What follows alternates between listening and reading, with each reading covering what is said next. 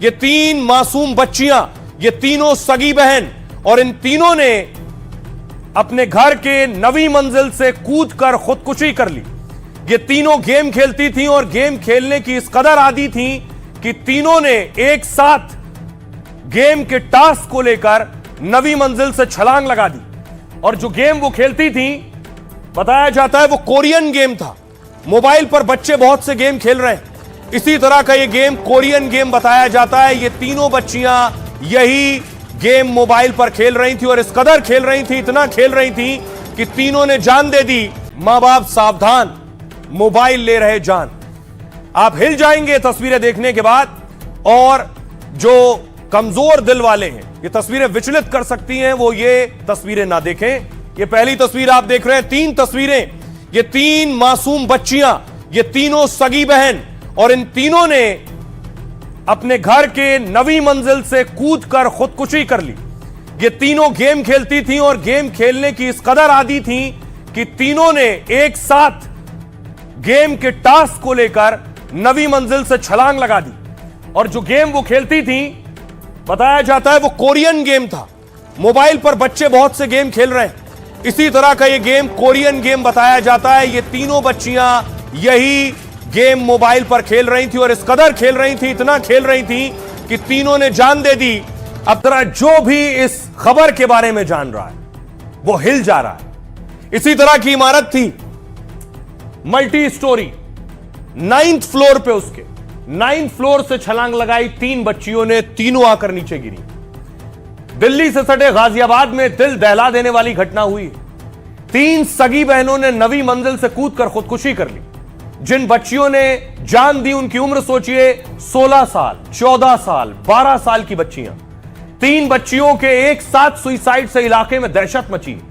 पहले तो लोगों को लगा कि किसी बीमारी या अवसाद से तीनों ने जान दी, लेकिन शुरुआती जांच में सामने आया कि तीनों मोबाइल गेम खेलती थी।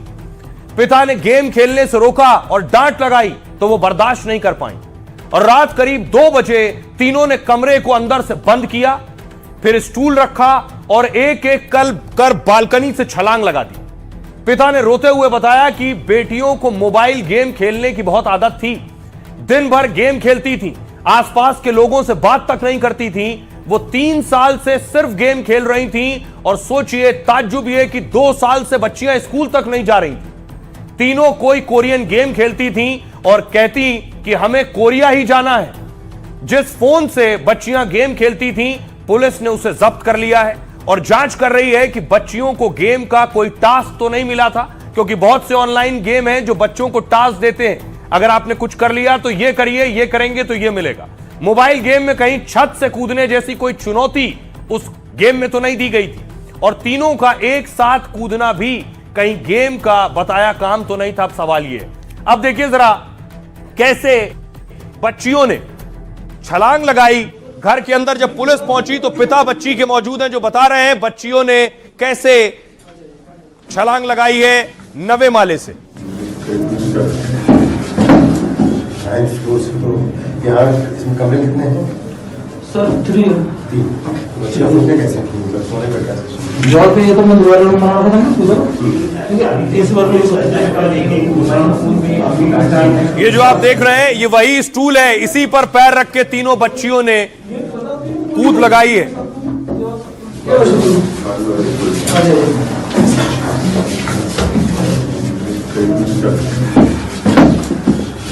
मैंने कहा था पापा सॉरी, हम कोरिया नहीं छोड़ सकते, कोरिया हमारी जिंदगी है, कोरिया हमारी जान है, और आप हमें नहीं छोड़ा सकते। आई एम सॉरी, हम जान दे रहे हैं बस। और सुसाइड नोट मैंने अभी देखा जस्ट उनके पास, पुलिस वालों के पास। बस सर बहुत बुरा हुआ, ऐसे किसी के बच्चे के साथ ना हो। मैं कहूँगा सब बच्चे अपने गेम खेलना छोड़े, सब कोई भी माँ बाप अपने बच्चों को गेम ना खेलने दें बस। ऐप कोरियन वालों ने सेंड करा था लिंक, हमें नहीं पता, बाकी पुलिस वालों के पास फोन है, उन्हें सब डिटेल पता। दूसरा अगर ये पता होती है कि क्या टास्क दे रहे हैं, मैं वो गेम नहीं खेलने देता जी उन्हें। जो लड़कियां थी ये कोरियन कल्चर से प्रभावित थी, और ये कल्चर के बारे में उनको जो सारा इन्फॉर्मेशन मिलता था, सारा जो उनका सोर्स था वो मोबाइल के माध्यम से था। तो इन दोनों चीज़ें से वो प्रभावित थी। मोबाइल का जो एडिक्शन था ये इनको ज़्यादा हो गया था, इसी के चलते उसके परिवार वालों ने जब उनको मोबाइल इस्तेमाल करने से जब प्रतिबंध किया तब जाके उन्होंने ये कदम उठाया। सुसाइड नोट के साथ उनके परिवार के कुछ फोटोग्राफ्स थे जो बच्चियों के बचपन के थे। अब आइए आपको तीनों बच्चियों के कमरे के अंदर ले चलता हूं, कैसा था उनका कमरा। यह बच्चियों का कमरा, तस्वीरें बिखरी हुई पड़ी नजर आ रही हैं आपको, एक छोटी डायरी नजर आ रही है। यह डायरी है जिसमें वो सारी चीजें लिखी हैं जो आत्महत्या से पहले वो बच्चियां अपने मां बाप को कहना चाहती थी, जिस स्थिति में थी, जिस हालात से गुजर रही थी वो। साथ ही एक सुसाइड नोट भी मिला है। उस सुसाइड नोट में क्या लिखा है वो मैं आपको बताऊं। ये तस्वीरें आप देख रहे हैं, ये बच्चों ने आत्महत्या करने से पहले चिट्ठी लिखी है। इसको पढ़िए जरा। इसमें लिखा है, बच्चियों ने इस डायरी में जो कुछ भी लिखा है वो सब पढ़ लो क्योंकि ये सब सच है। रीड नाउ, अभी पढ़ो।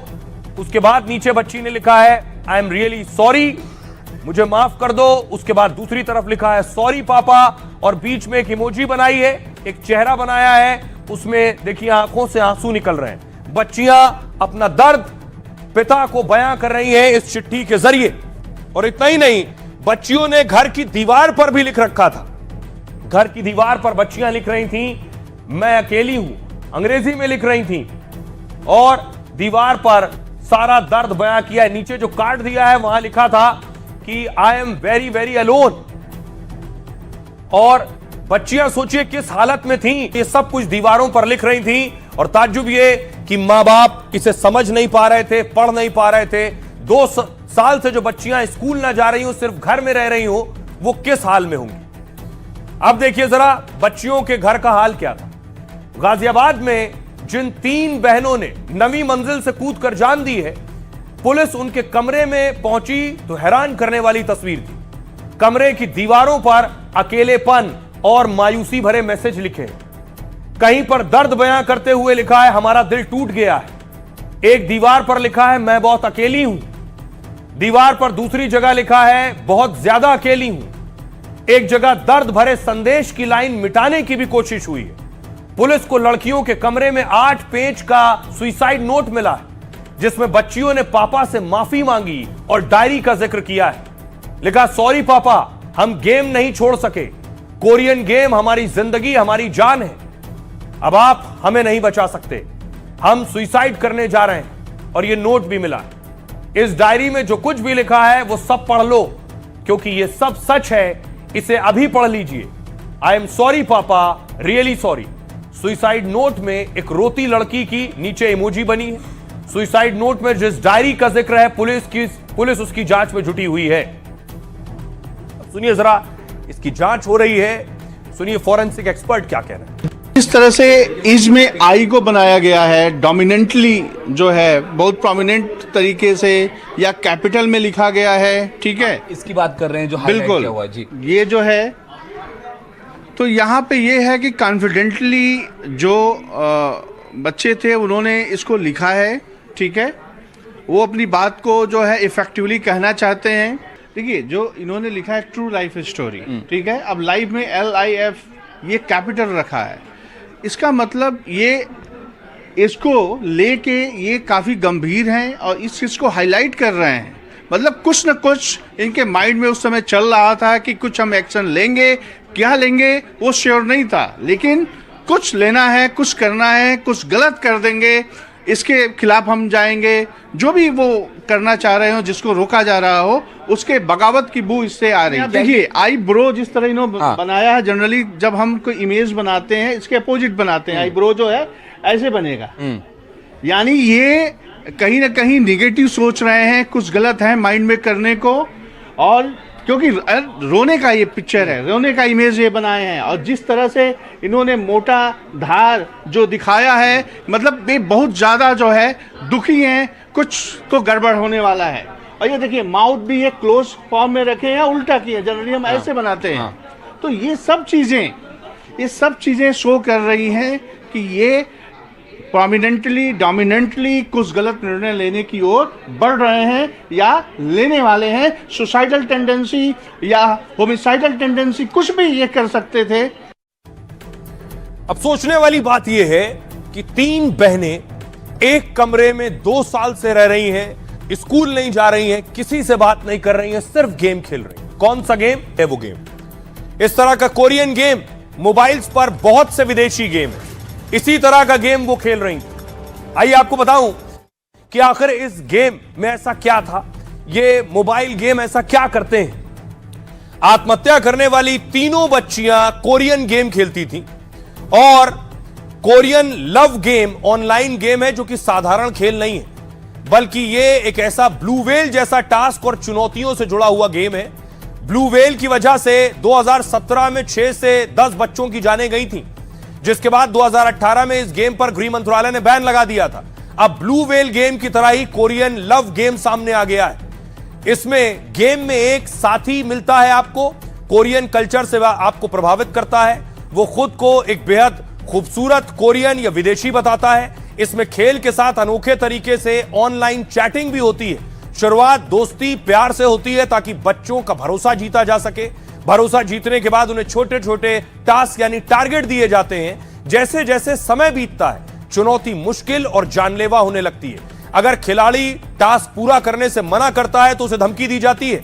दावा है कि इसमें 50 टास्क होते हैं जिनमें अंतिम बेहद खतरनाक होता है और कहा जाता है ऐसे गेम आम फोन में चलने वाले प्ले स्टोर में नहीं होते, बल्कि किसी दोस्त के लिंक शेयर करने पर ही ये डाउनलोड हो सकते हैं। कुछ रिपोर्ट में यह भी कहा गया है कि ये गेम मोबाइल तक हैक कर लेते हैं और इसी हैकिंग से वो निजी जानकारी निकालते हैं और फिर धमकाते हैं। फिलहाल इस गेम और इससे जुड़े पूरे नेटवर्क को खंगाला जा रहा है। सुनिए जरा, यह दिल दहला देने वाली घटना दिल्ली के बेहद नजदीक हुई है। सियासी भूचाल भी इस पर आया है। सियासतदान क्या कह रहे हैं? पहले भी घटनाएं घट चुकी हैं, ये पहली घटना नहीं है। बच्चे बच्चियां अपने परिवार से छिपाकर, माँ बाप से छिपाकर ये गेम खेल रहे हैं, पैसे लगा रहे हैं और वो गलत रास्ते पर जा रहे हैं। पूरी तरीके से ये भाजपा की सरकार, मोदी सरकार इसको बढ़ावा दे रही है और इसको पूरी तरीके से इन्होंने लीगलाइज किया है। देखिए, ऑनलाइन गेमिंग के लिए सरकार बार बार चेतावनी दे रही है, सुझाव भी दे रही है, उसके बारे में भी जागरूक करने का काम कर रही है। मुझे लगता है कि इस गेमिंग से बच्चों की लत से छुड़ाना चाहिए, बचाना चाहिए और परिवार वालों का बहुत भारी दायित्व है कि परिवार के बच्चों को इसकी लत पड़ने से दूर रखें ताकि इस तरह की घटनाओं की पुनरावृत्ति न हो। ऑर्गेनाइज करने के बाद जो माइंड वॉश कर रहे हैं और बच्चे जिस तरह की बातें करते थे जो लिखी है, ये पूरे देश में इस तरह की जो घटनाएं हो रही हैं उनके लिए जिम्मेवार ये कंपनियां हैं। पहले भी बैन किया गया था, इसको भी केंद्र सरकार, माननीय प्रधानमंत्री जी, क्योंकि बहुत बड़ी घटना है, कठोर इस पर कार्रवाई कराएंगे और ये जो घटना हुई है इसमें एफआईआर उस कंपनी के खिलाफ होगी और कठोर कार्रवाई होगी। अब देखिए जरा, ऐसा क्या था कि तीनों बच्चियां आत्महत्या कर रही थी और पिता को खबर तक नहीं थी। तीनों बच्चियां 2 साल से स्कूल नहीं जा रही थीं और मां बाप को पता नहीं था। ऐसा हो सकता है क्या? मां बाप को पता था तो फिर बच्चे स्कूल क्यों नहीं जा रहे थे और उनकी बात क्यों नहीं मान रहे थे? आइए आपको बताऊं कि आखिर इसके पीछे वजह क्या है। दरअसल जिन बच्चियों ने खुदकुशी की उनके पिता चेतन ने 2 शादियां की। पहली पत्नी से बच्चे नहीं हुए तो उसकी बहन से यानी साली से दूसरी शादी की। दूसरी पत्नी से 3 बच्चे हुए तो पहली पत्नी से 2 बच्चे और हो गए। मूल रूप से दिल्ली के रहने वाले चेतन शेयर ट्रेडिंग का काम करते हैं। गाजियाबाद की एक सोसाइटी में 3 BHK फ्लैट में रहते हैं और जिस वक्त यह दिल दहला देने वाली घटना हुई, चेतन घर पर ही थे। चेतन अपनी दोनों पत्नियों के साथ एक कमरे में सो रहे थे। 3 साल की बेटी और 7 साल का बेटा भी उसी कमरे में था, जबकि जिन बच्चियों ने खुदकुशी की है वो दूसरे कमरे में थी। चेतन को बच्चियों के मोबाइल गेम की लत की जानकारी थी। उसे पता था कि बच्चियां कोई कोरियन गेम्स खेलती थीं और उसमें इतनी खूबी डूबी रहती थीं कि हर वक्त गेम में ही लगी रहती थी। तीनों एक साथ टॉयलेट जाती थी, एक साथ ही नहाती थी। चेतन ने माना है बीच वाली बेटी टास्क देती थी और बाकी दोनों मानती थी। कोरिया जाने और गेम ना छोड़ने के लिए भी कुछ करने को तैयार थी। लेकिन सवाल यह है कि बच्चियों को ऐसी लत लगी क्यों? पढ़े लिखे और शेयर कारोबार करने वाले चेतन ने क्या ध्यान नहीं दिया? वो अपनी बेटियों को आखिर स्कूल क्यों नहीं भेजता था? बच्चियां किसी से मिलती जुलती नहीं थी तो क्या कोई कदम नहीं उठाया? चेतन ने खुद माना कि बेटियां 3 साल से कोरियन गेम खेल रही थी, तो सवाल यह भी है कि उन्हें लगातार मोबाइल कैसे मिल जाता था? उनकी आदत को रोकने के लिए चेतन ने क्या किया? ये सारे सवाल हैं। अब जब तीनों बच्चियों ने आत्महत्या की तो सोसाइटी में अगल बगल के कई लोगों ने देखा, जो चश्मदीद उस वक्त देख रहे थे लेकिन कुछ कर नहीं सकते थे। उन्हें सुनिए वो क्या कह रहे हैं। 2 o'clock पे ऑलमोस्ट सारे लोग सो चुके होते हैं, लाइट्स ऑलमोस्ट ऑफ होती है, 1-2 को छोड़ के। और 1-2 में एक तो ये सामने बालकनी है, ये देखो, एंड वो बालकनी में होता क्या है कि अजीब से मतलब पीछे से झुक रहा है कोई बंदा, तो स्टार्टिंग में फील हुआ कि शायद कोई कपल फाइट होगी या कोई बचा रहा होगा या कोई ड्रंक्ड होगा, वो बैलेंस नहीं हो रहा होगा, मतलब बहुत सारी चीज। पर एग्जैक्टली उस टाइम पे नहीं पता था कि कोई बच्चे होंगे। रियली जब मैं नीचे गई, जब वो जंप मारा, तो जैसे अभी आप देख रहे हो, जैसे जितने भी शेड्स लगे हैं ना, वो सब में जब बॉडी गिरी, मतलब तीनों टकराते हुए गिरी, इस वजह से इतना शोर हुआ कि ऑलमोस्ट सोसाइटी के लोगों को लगा कि गन शॉट हुआ है, क्योंकि 3 बॉडी ठीक ठाक वजन वाले अगर गिरेगी तो ऐसा फील होगा। तो उसमें क्या फील हो रहा था कि एक जो है वो एकदम कंफर्म था कि उसको जैसे नॉर्मली क्या होता है सुसाइड्स में कि हम आए गुस्से में बस कर गए, तो उसमें सोचने तक का मौका नहीं मिलता, बट इस केस में ऐसा था नहीं। इस केस में कोई ट्राई कर रहा था, पीछे जा रहा था, ट्राई कर रहा था, पीछे जा रहा था, और दैट्स वाई वो कैची था कि क्या कुछ गड़बड़ है क्या। पर 1 मिनट के अंदर अंदर पहले वो बैग गए और फिर दोबारा लड़की आई, जिसमें एक जो छोटी लड़की थी वो शायद उसको कस के पकड़ रखा था। जब वो कूदे तो 2 लोग तो साथ में गिरे, और उसके जस्ट मतलब विद इन 10 सेकंड बाद 3rd पर्सन भी शायद उसको पकड़ने में, और उन लोगों ने बोला भी कि देखो गिर गए, शायद यहाँ मेरे को एक आवाज आई कि देखो गिर गए, पर फिर वो बच नहीं पाए। उसके पीछे 3rd वाला भी उन लोगों को पकड़ने के चक्कर में नीचे गिरा। तो मेरी नजर इसलिए उस पे मतलब हैरान कर देने वाला था क्योंकि उसके ऊपर कोई चढ़ के बैठी हुई थी। फीमेल या मेल तो मुझे यहाँ से नहीं दिखाई दे रहा था, बट बैठा हुआ है ये दिखाई दे रहा था। तो जब मैं गौर से देखना स्टार्ट किया तो बार बार यूं ऐसे पीछे की ओर झुकने की कोशिश हो रहा था, कोई अंदर से खींच रहा था। मैंने मैम को बुलाया कि यार देखो मुझे कुछ गलत लग रहा है, मुझे लग रहा है कुछ होने वाला है, कुछ कोई सुसाइड अटेम्प्ट करने वाला है। मैम भी आई, मैम ने स्पेक्स ढूंढा, मैम आई, बोली तब तक वो उतर चुकी थी अंदर।